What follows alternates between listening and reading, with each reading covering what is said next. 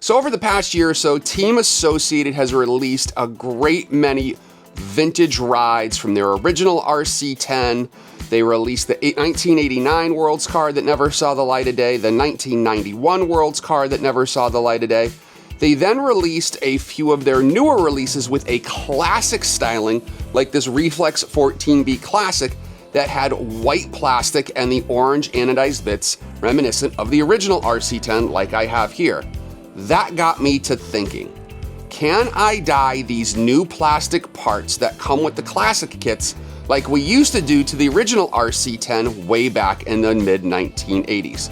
So that's what I'm here to do. I'm gonna take this classic style Reflex 14B, gonna take all the parts off the parts trees, and I'm gonna take it and dye it orange I don't even know if I can do it, just like we used to do.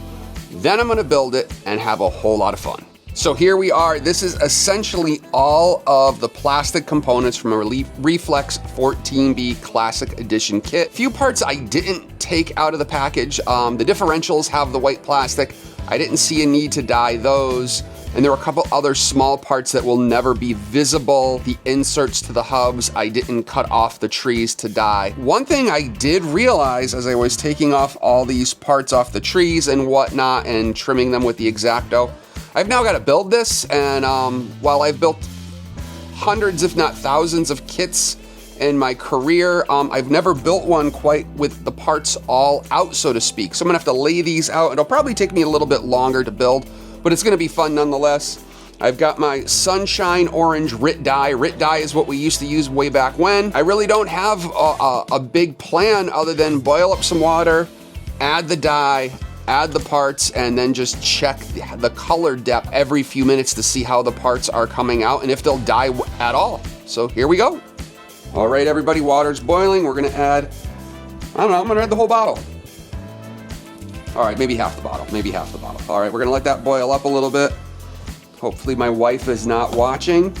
Don't wanna ruin her good pot, maybe. Let it come back to a boil. A few minutes later. All right, water with the dye is boiling. I'm gonna place some of the bigger parts in.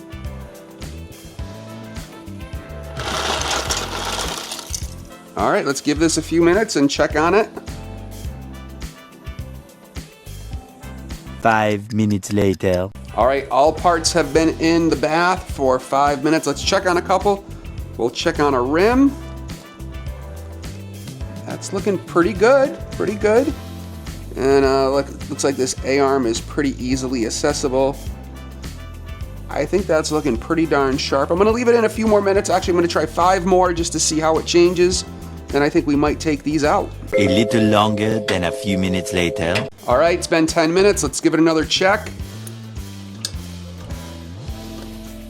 Diff case or back gear housing. I think that looks pretty darn awesome. I think it's time. Let's turn the water off. Got an old colander. And we're good to go.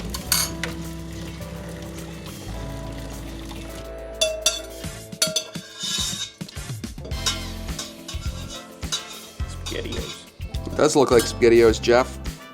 All right, let's give it a rinse.